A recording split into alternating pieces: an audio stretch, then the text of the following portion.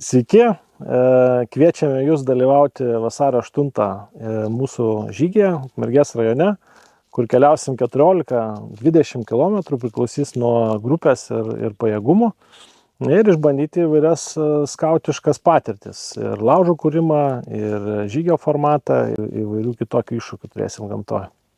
Tai žygio metu keliaudami kažkurioje tai vietoje stosime gamintis maisto, tai bus tokia ir pertraukėlė, bet ir tuo pačiu mokysimės, kaip užsikurti laužą įvairiais būdais, darysime strikojį, maistą gaminsime ant laužo ir taip, kaip mums išeis. Tai daug dalykų stengsimės išmokti, tą, ką nežinom, tie, kas žinos, galės parodyti. Taip pat su jumis keliaus vadovai, kurie parodys jums, kaip pasigaminti maistą lauko sąlygomis. Tai žygio metu keliausime tiek takeliais, tiek bekeliam. Gali tekti ir palei Šventosios upę eiti. Tai reikėtų nusiteikti, kad bus įvairių kelio paviršių. Mes taip pat duosime ryškės liemenes, kad būtų matomi viso žygio metu. Ir vienas kitą galėtume matyti ir būtume matomi kitiem. Visą laiką stengsime taip, kad maršrutas, koks jisai būtų galima nesunkiai pasiekti pagrindinį keliuką, kuriuo galima būtų eiti arba supaprastinti, arba susitrumpinti maršrutą. Ir kviesdamas į žygį, taip pat norėčiau šiek tiek pakalbėti, pasižiūrėti, kaip galima būtų sėkmingai pasiruošti žygiui, kad žygis būtų smagesnis ir komfortabiškesnis. Pradėsim nuo aprangos. Apranga šiam laikotarpiui dabar yra pliusas. Nežinom, vasario 8 tikriausiai irgi bus pakankamai šilta, bet šaltuoju metu, kai einam į žygį, rengiamės kuo daugiau sluoksnių, kad jeigu pasidarytų karštą, galėtumėm nusirengti, o jeigu pasidarytų šaltą, kad galėtumėm apsirengti. Iš būtiniausių daiktų, tai batai turi būti patogus, su kuriais nebūtų baisu įlipti į balą ar kažkur tai peršokti per upelį.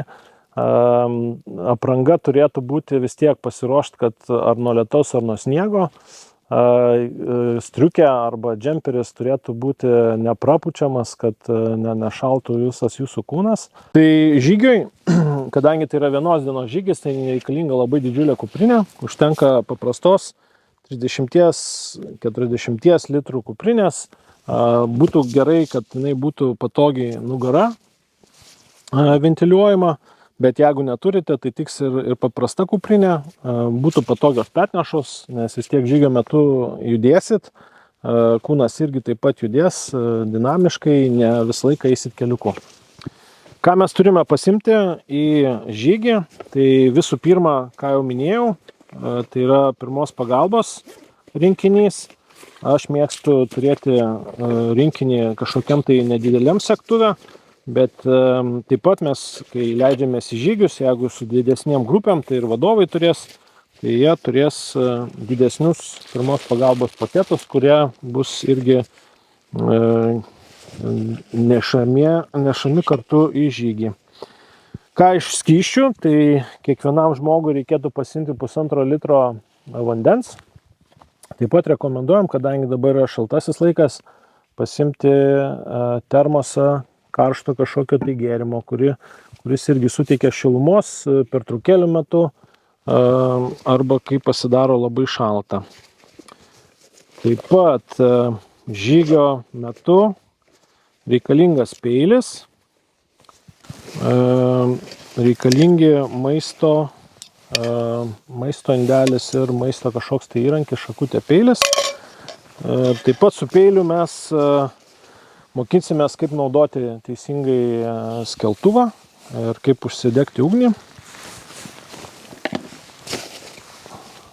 Jeigu sutempto arba bus ir įvairių vietų, kur gal reikės pasišviesti, tai reikia turėti žibintą ir taip pat atsarginės baterijas. Ir virvė irgi taip pat praverčia žygio metu. Žygio metu patartina užsidėti vienas šiltas kojines patogias, bet taip pat ir turėti antras.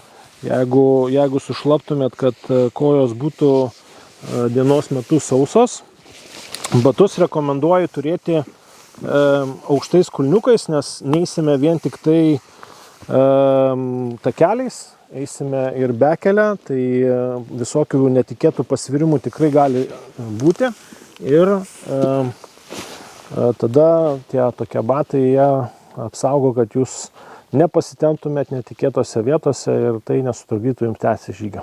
Žygio metu mes stosime pietum, bet visą laiką rekomenduojam pasimti kažkokiu tai nedidelių užkandžių einant žygio metu, nes paprastai vis tiek daromos kažkokios tai nedidelės pertraukėlės, kurių metu, jeigu turit, galima kažkaip tai pasivaišinti tais nedideliais užkandžiais.